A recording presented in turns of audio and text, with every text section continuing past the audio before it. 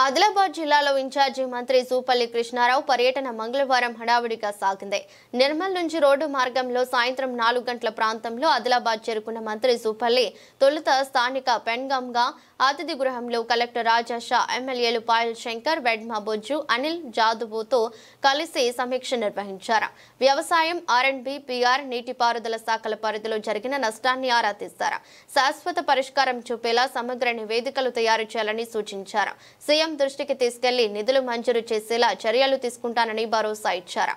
మంత్రి పర్యటన ఆదిలాబాద్ పట్టణంలోని శాంతినగర్ గ్రామీణ మండలం తంతోలి పొలాలకే పరిమితమైంది. జిల్లా యంత్రాంగం తలమడుగు, ఆదిలాబాద్ పట్టణం, ఆదిలాబాద్ గ్రామీణ మండలాల్లోని వివిధ గ్రామాలు, వీలైతే జైనద్, భేల మండలాల్లో క్షేత్రస్థాయిలో పర్యటనలు చేసేందుకు ప్రణాళిక చేయగా సమయం సరిపోలేదు. మంత్రి నేతృత్వంలోని ఎమ్మెల్యేలు, జిల్లా అధికారులు వరద ప్రభావిత ప్రాంతాలకు వస్తారని ఎదురు చూసిన బాధితులకు నిరాశ ఎదురైంది.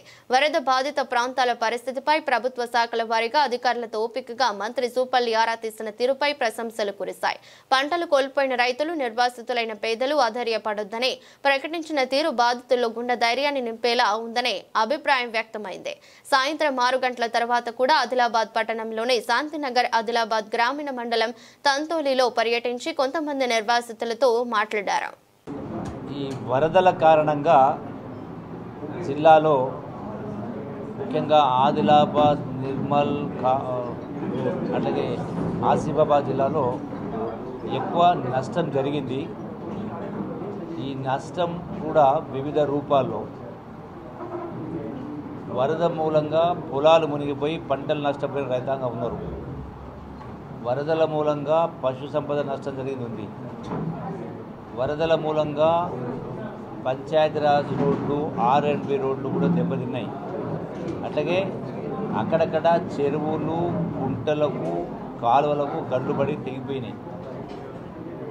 సో వివిధ రకాల నష్టం జరిగింది. ఈ యొక్క నష్ట నివారణ కోసం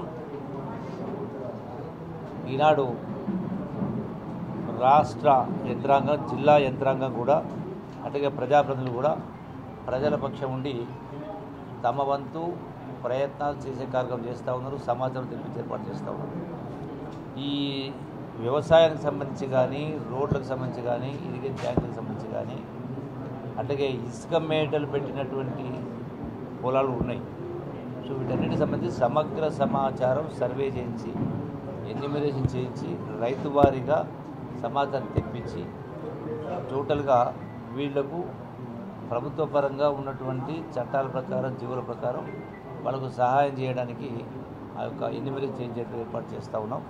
అట్లాగే ఈ గండ్లు పడినటువంటి గుంటలకు, చెరువులకు, కాలువలకు తక్షణమే వాటిని పునరుద్ధరించేటువంటి ఏర్పాటు కూడా చేయడం జరుగుతుంది. అట్లాగే ఈ వర్షాల వల్ల మళ్ళీ యొక్క రోగాలు కూడా ప్రబలకుండా ముందు జాగ్రత్త చర్యలు తీసుకుని ఏర్పాటు చేస్తూ ఉన్నాం.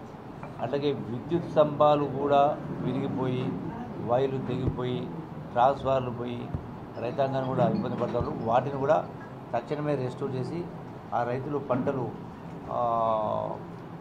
కాపాడడం కోసం కావచ్చు, మళ్ళీ పంటలు వేసుకోవడం కోసం కావచ్చు, అన్ని రకాల ఏర్పాటు చేస్తూ ఉన్నాం. కాబట్టి నా విజ్ఞప్తి జిల్లా రైతాంగానికి, జిల్లా ప్రజానికానికి, అట్లాగే పట్టణం, ఇప్పుడు ఆదిలాబాద్ పట్టణంలో కూడా చాలా ప్రాంతాల్లో, చాలా వార్డుల్లో కూడా నీళ్ళు వచ్చి ఆ ఇళ్ళలో కూడా నీళ్ళు వచ్చినాయి. అట్లాగే 1-2 చోట్ల హాస్టల్లో కూడా నీళ్ళు వచ్చి కొంచెం ఇబ్బంది పడ్డారు. వీళ్ళందరికీ నా విజ్ఞప్తి, ఎవరు అధైర్యపడాల్సిన అవసరం ఉంది. ప్రభుత్వ పరంగా అన్ని రకాల చర్యలు తీసుకొని ఆ నష్ట నివారణ చర్యలు ఏర్పాటు చేసి ఆ నష్టం జరిగిన వాళ్లకు ప్రభుత్వ పరంగా సహాయం కూడా అందించేటువంటి ఏర్పాటు చేయడం జరుగుతుంది. పని మీ అందరికీ సవినంగా మీ ద్వారా ప్రజలకు విజ్ఞప్తి చేస్తాము. Thank you very much. ఇంకా జరుగుతూ ఉంది. ఒకవైపున ఇంకా వర్షాలు కురుస్తూనే ఉన్నాయి, ఇంకా ఎక్కడ నీళ్లు తగ్గలేదు. సో కాబట్టి ఈ ఒకసారి వర్షాలు, నీటి వరద తగ్గితే వాస్తవం కరెక్ట్ అంచనా వస్తుంది. ఎంతమంది రైతులు, ఎన్ని ఎకరాల నష్టం జరిగింది, ఇట్లా రకరకాలన్నీ కూడా.